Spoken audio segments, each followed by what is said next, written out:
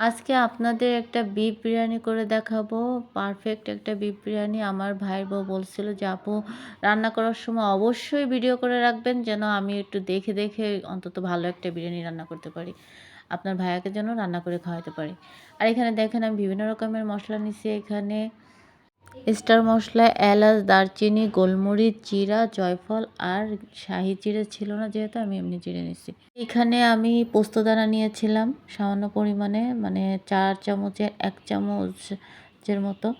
আর এখানে ২ কেজি গরুর মাংস আর কাজু বাদাম হচ্ছে এখানে আপনার ৩ চামচের মতো আর টক দই ফেটে নিয়েছিলাম ১/২ কাপের একটু বেশি।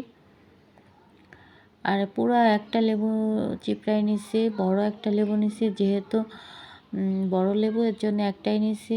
যদি ছোট লেবু হতো আমি ২টা নিতাম। যেহেতু ২ কেজি মাংসর বিরিয়ানি করা হচ্ছে আর ১.৫ কেজি চাউল দিয়ে। আর আমার ভাই বউ বলছে যে, "আপু ভিডিওটা সুন্দর করে করবেন যেন আমি এই ভিডিওটা আপনার ভাইয়াকে রান্না করে খাওয়াতে পারি। কারণ আমার বিরিয়ানি ঝরঝরা হয় না।" আসলে যখন বিরিয়ানিটা করবেন তখন পানিটা হচ্ছে গিয়ে মেন। আপনি লিটার মেপে পানি দেবেন। ১ কেজিতে ২ লিটার পানি আসবে। এভাবে মেপে দেবেন। আর এখানে আমি ৫ চামচ আদা বাটা আর ৫ চামচ রসুন বাটা দিছি। সেম দিছি। কারণ গরুর মাংসতে আপনি আদা আর রসুনের পরিমাণটা মানে সেম রাখবেন। আর এখানে আমি ১-২ চামচের মতো শুকনো মরিচের গুঁড়ো দিছি। কাঁচা মরিচও ফালি দিছি। কারণ একটু ঝাল না হলে ভালো লাগবে না। তাই ঝাল আর একটু মিষ্টি এরকমই লাগবে, একটু টক। আর এখানে রেডি মিক্সের একটা বিরিয়ানি মসলা নিছি রাঁধুনি। এটা পুরোটাই নিছি আমি। আর টমেটো সস নিছি আপনার এটা ৫ প্যাকেট নিছি আমি। এমনি টমেটো সস ছিল না, তো ৫ প্যাকেট নিছি। আপনি ১/২ কাপের মতো টমেটো সস নিবেন। এটাকে আমি ভালো করে মেরিনেট করে রাখবো। আসলে বিরিয়ানিতে আপনি যত মশলা খাটাবেন ততই বিরিয়ানি পারফেক্ট হবে। আর এখানে জিরা গুঁড়ো নিছি ১.৫ চামচের মতো, ২-১.৫ চামচের মতো জিরা গুঁড়ো নেবেন। লবণ নেবেন পরিমাণ মতো। আর সরিষার তেল আপনি পুরা মানে আ কাপটা ১ কাপ পুরা ভরে তারপরে ১ কাপ সরিষার তেল নেবেন। আর এখানে আমি কাজু বাদামও দিছি, পেস্তা বাদাম, তারপরে আপনার এটা কি কাঠবাদাম আর এখানে হচ্ছে আপনার ওই যে চীনাবাদাম আছে ওইটাও আমি ১/২ কাপের মতো নিছি ব্লেন্ডার করে। টেস্টি সল্ট নিছি আপনার ৪ চামচে ২ চামচ টেস্টি সল্ট নিছি। চিনি নিছি ১ চামচ। এখন এটাকে দিয়ে আমি ভালো করে মেরিনেট করে নেব। মেরিনেট করে আমি ০.৫ ঘন্টার মতো রেখে দিয়েছিলাম। আপনার যদি সময় থাকে আপনি ১ ঘন্টা ২ ঘন্টাও মেরিনেট করে রাখতে পারেন। যত বিরিয়ানির মাংসটা আপনি মেরিনেট করে রাখবেন ততই টেস্ট আসবে।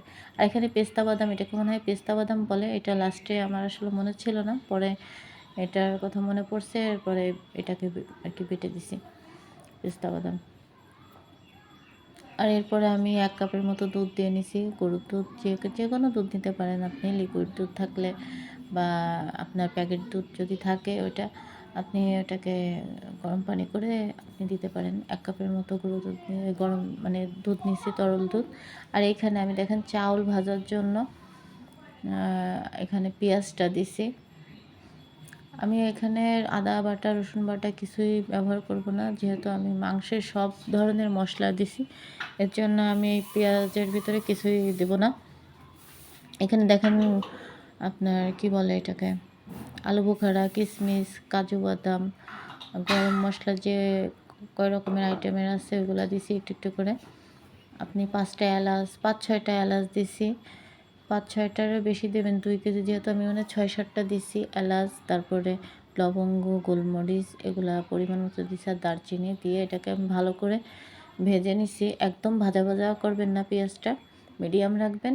এরপর আপনি চাউলটা ভালো করে ভেজে নেবেন। একদম কড়া ভাজা দিবেন না যাতে আবার রাবারের মতো হয়ে যাবে চাল। মিডিয়াম ভাজা দেবেন যাতে আপনি দেখলেই বুঝতে পারবেন যে চাউলটা ভাজা হয়ে গেছে তখন আপনি গরম পানি দিয়ে দেবেন।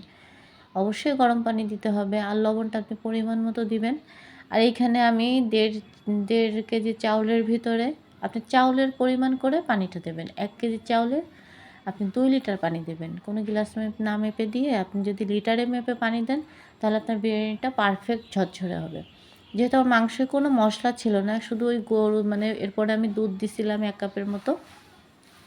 ওই অল্প একটু দুধ আপনি মানে গরম পানিটা একটু কম দেবেন, যাতে ওই মানে দুধ তো তরল ওইটা, ওই হিসাবে আপনি পানিটা দেবেন। তাহলে পারফেক্ট একটা ঝরঝরে বিরিয়ানি আসবে। আর এখানে আমি নামানোর সময় কেওড়ার চাল আর হচ্ছে এখানে আপনার ঘি দিয়ে নিয়েছিলাম। তো ১ কেজি চাউলের ভিতরে ২ লিটার পানি দেবেন। এইভাবে পরিমাণটা রাখবেন।